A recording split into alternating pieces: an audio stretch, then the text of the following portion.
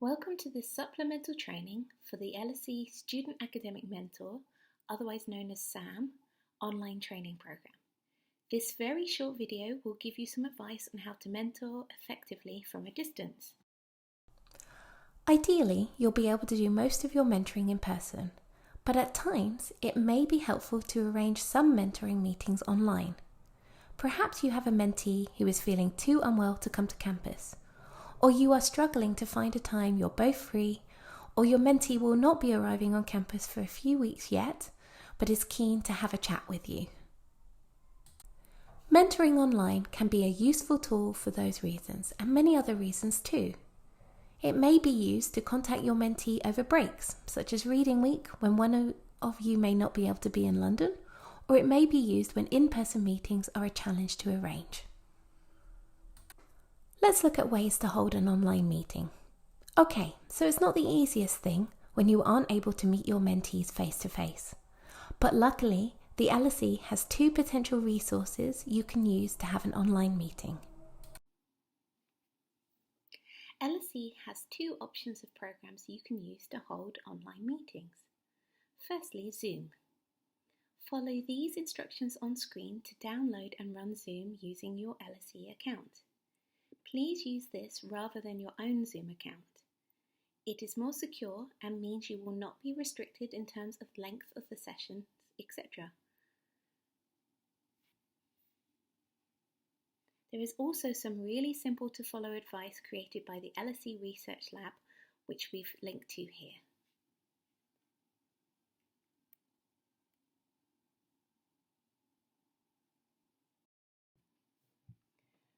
Second, we have Microsoft Teams. Again, you can follow the directions on screen to open and use Microsoft Teams for your meetings. There is an online guide which we've linked to here if you are stuck. Teams is slightly more secure than Zoom, so you may prefer Teams, but a lot of students will have probably used Zoom as well, so do check in with your mentees first and ask them what they would prefer. You could also potentially use Skype or Google Hangouts. However, we are not able to supply guidance for these as they are not supported by university accounts. So if you do choose to use these, just be very careful and make sure you keep your information secure. Here are some top tips for successful video calls. Find a quiet place to talk where you won't be interrupted. If possible, you may find using headphones and/or a microphone might help you to be more clearly heard. Treat a video call like you were seeing each other face to face. Make sure you're dressed appropriately and prepared. Check what's in shot. Do you want your mentee to see that pile of washing or unmade bed? And lastly, consider propping your laptop up on some books for a better angle. So mentoring online can be great for improving convenience, but it can also have some drawbacks in terms of struggling to build the same rapport you can build if you see someone in person. So don't be put off, but do think about using it carefully and in the right circumstances. But remember, not all students may feel comfortable seeing themselves on screen. And some students may be in different time zones or countries that make using these resources very difficult. So some students may have poor internet connections or nowhere quiet they can make calls, and some mentees may prefer other options to communicate, so give them lots of choices. Basically, work with your mentee to find a method of contact that works for you both. There are other ways you can get and stay in contact with your mentees. When you are first given their details, this will normally come via your LSE email.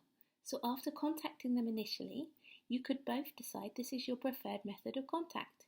There is nothing wrong with this if it works for both of you. But just be a little mindful of how you are making contact and what you are happy to share with them.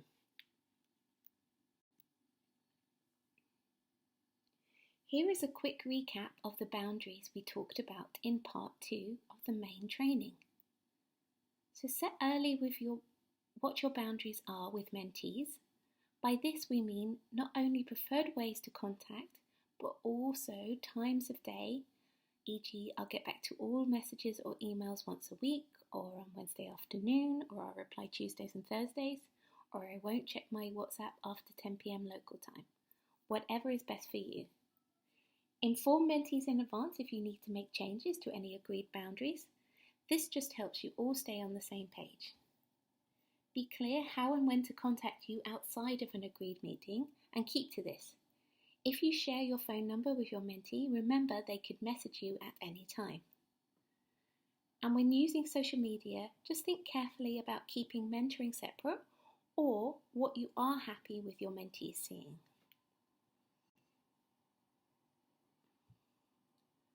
So if you do need to mentor at a distance, how will you and your mentees cope with not being able to meet each other in person and still build a good rapport? So let's look at how you can build a good online rapport with your mentee. Even if you can't talk face to face, much of the advice in part 4 and 5 of the main training still applies. So do refer back to those slides if you need to. The main things to consider when building an online rapport are approachability, being caring, displaying a positive attitude, and respect. We'll now look at each of these one by one. So, approachability. Help your mentees feel comfortable coming to you. Let them know clearly how and when they can approach you. Pass on any instructions they may need for online resources. Don't just assume they already know how to use these. And be honest about any aspects of this situation that you find difficult as well. Be caring. Show your mentees you care even though you can't see them face to face. Check in with them regularly by your agreed method of communication.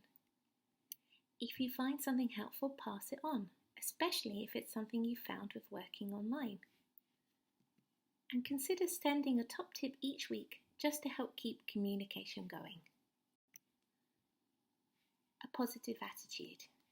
If you do manage a video chat, a sense of humour and a smile go a long way. They will help your mentee warm up and feel more comfortable. While this is a difficult time for everyone, try to make sure you have your mentee catch-ups when you feel positive. If you're having a bad day, let your mentee know you'll need to postpone and schedule a new time. And lastly, respect. Be respectful of each other and your respective boundaries. Respect that some students may prefer not to be on video. Don't force a method of communication on your mentees.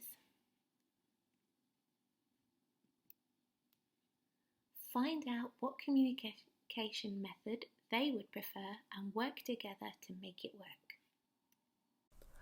Lastly, if you do need some more support or are finding working with your mentees challenging, don't forget there is more advice and guidance on the Moodle page. While it's very unlikely you'll have problems, don't just suffer in silence. Let your department know or email LSE Life at this address as soon as possible and we can help. Okay, so that's the end of the supplemental training. Don't forget there is more advice and support on the Moodle page.